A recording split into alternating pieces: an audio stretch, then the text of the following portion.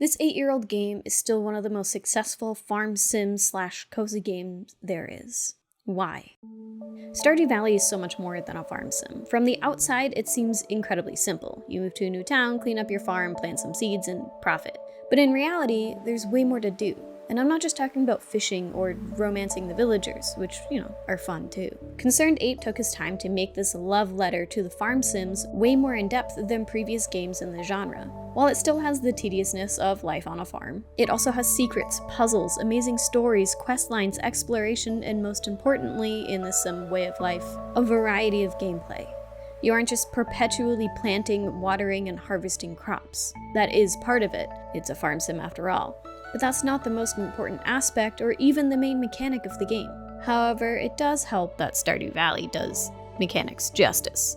The act of planting and harvesting are done so well that it doesn't feel like a chore to fill up an entire farm full of crops. Maybe the watering will always feel chore-like, but once you upgrade your can, this improves as well. The tree chopping will forever have the best sound effect ever created for a video game. The strategy of letting grass grow so you can have feed for your animals, finding random helpful packages on your beach farm, unlocking rundown buildings that you find when you first arrive to your farm, the mechanics are just so well fleshed out and satisfying to perform, which sounds like it should just be a standard for every game ever, but it's incredibly important and something that does set a game apart from many others. As does the hidden secrets or special quests, something to change up the normal day of play, like the key quests or even the secret notes that you find around the world as you play. They add a whole new layer to a game that's already good. The secrets that you find by exploring the world are the best.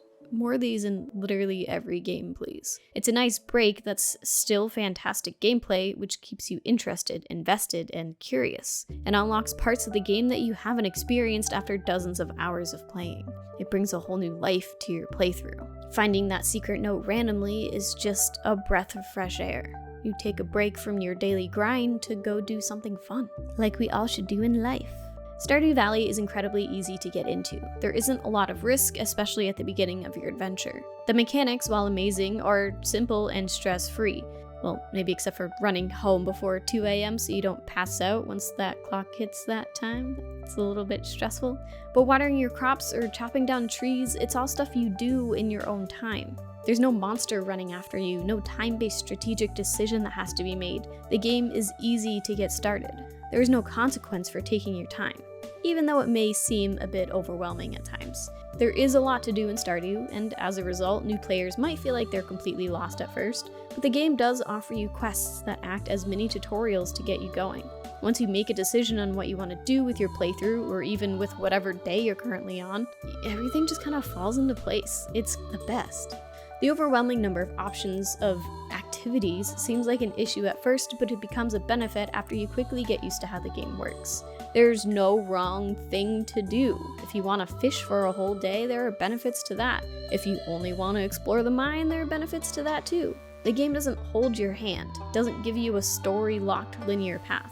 It is all truly up to you. Stardew Valley wasn't released in its final form. According to Concerned Ape, he's had a lot of ideas for what he wanted the game to be, but released what he had and then started working on additional features that he foresaw from the beginning. But working as a single developer in a game, things like this took time, which is one of the reasons that we're still getting updates 8 years after the game released. He had so many ideas for Stardew and just didn't have enough time to implement them all before he released the game. But he gave us a completed game that was still incredibly enjoyable, and then continued improving on it with old and new ideas to give us more of a reason to keep playing. These updates have been crucial to Stardew's continued success. They aren't the frequent monthly updates that we're used to with live service games that we have today. There are large gaps between new content, but it was still new content. A game that we paid $15 for 8 years ago, still getting quality improvements today? No one else is doing anything like that, both update-wise and gameplay-wise. With that being said, it's always a surprise when a new update comes out, and I don't expect there to be any more updates in the future for Stardew Valley, especially because Concerned Ape is hopefully working on his Haunted Chocolatier game. But with someone like Concerned Ape, an update next week could just happen. Over the years, we've gotten a ton of new events, holidays, quests, mechanics, farms, a whole new area to visit. The 1.5 update had so much stuff in it, it seemingly doubled the amount of gameplay available to us. These updates aren't just small things like a new crop or a single new farm. When we get updates for Stardew, we get updates. Mr. Barone spoils us.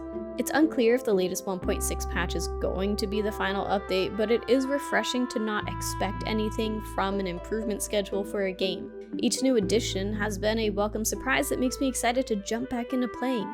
All of the new stuff has given me hours upon hours of fresh gameplay instead of a play session or two, which is what we tend to be used to in the games are getting updates now world that we live in. On top of official updates from the dev, we also have a plethora of free mods available to us from the very kind and hardworking members of the community, and Concerned Ape is actually a huge supporter of them. These mods allow the game to continue to live on even if the updates stop. Someone is always working on something as their own love letter to this game that we've invested so much time into.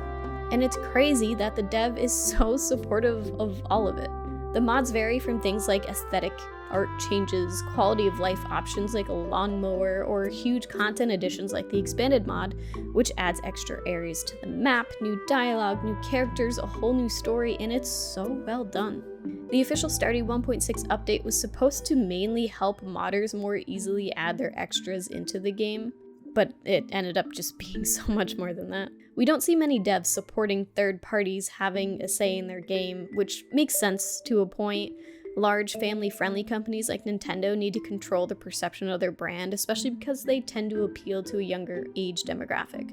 But it is nice to see that there are some people out there who appreciate the community's hard work and does everything in their power to make life easier for us. Well, I mean, I haven't done any cool stuff for them, for the community. Modding is a huge reason Stardew has stayed alive all these years, especially between updates. If you're getting a little bored of the game, just go find something that will reinvigorate your playthrough, whether that's a cute little aesthetic mod or just a whole new expansion of the game. And it's all free.